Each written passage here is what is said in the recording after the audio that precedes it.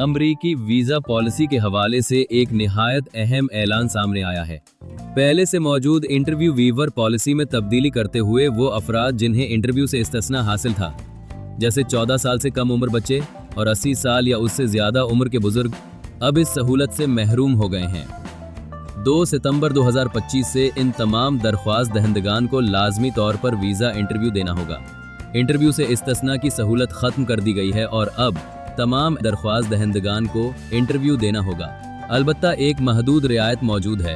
Visa renew करवाने वाले मखसूस दरख्वास्त गुजार जिनका B1 B2 वीज़ा पिछले 12 माह में ख़त्म हुआ है और जिन्होंने ये वीज़ा 18 साल या उससे ज़्यादा उम्र में हासिल किया था, साथ ही जिनका कोई वीज़ा रिफ्यूज़ल रिकॉर्ड पर नहीं है, वो अब भी इंटरव्यू से इस्तिस्ना हासिल कर सकते हैं। ताहम ये रियायत भी हतमी नहीं है। कौंसलर ऑफिसर अपनी सवाब दीद पर किसी भी दरख्वास्त गुजार को इंटरव्यू के लिए तलब कर सकता है।